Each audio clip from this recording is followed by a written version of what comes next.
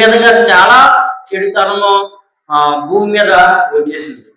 కాబట్టి చాలా జాగ్రత్తగా ఉండాలి విశ్వాసులారా.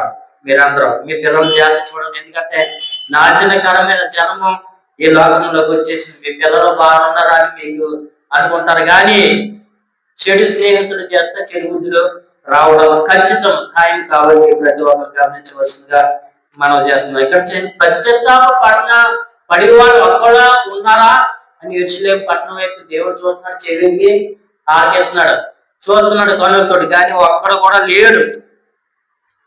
వీళ్ళు ఎలాగున్నారు అంటే యుద్ధమునకు చొరబడు గుర్రముల వలె. గుర్రం ఎలా ఉంటుందండి?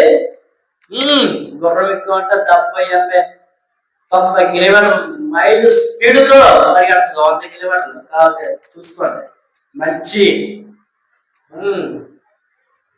గుర్రం ఉందనుకోండి, యమమైన గుర్రం ఎలా పరిగెడుతుంది? 100 కిలోమీటర్లు స్పీడ్ పరిగెడుతుంది.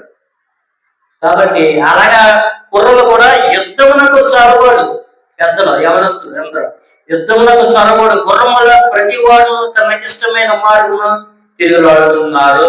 గుర్రం చూడండి సగిలిస్తూ అంత సగిలిస్తూ ఏం చేస్తుందండి? తిరుగుతుంది. అలాగే కుర్రలు కూడా ఇజిల్ వేసుకుంటూ, అదేమో సగిలిస్తుంది, ఇదేమో ఇజిల్ వేస్తున్నారు పిల్లలు.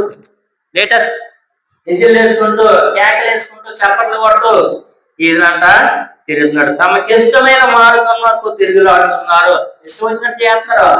వాళ్ళు ఏదనుకుంటే అదే ఇప్పుడు జరిగిపోతుంది. ఇప్పుడు భయం చెప్పుకోవాలి ఎవరు తల్లిదండ్రులు భయం చెప్తుంటే వాళ్ళ కూడా ఇంటి మీద బాధేస్తున్నారు.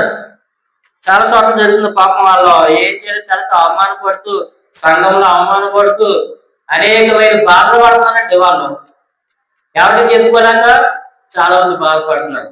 స్థితి ఇప్పుడు ఉందని మేము చూస్తున్నాం.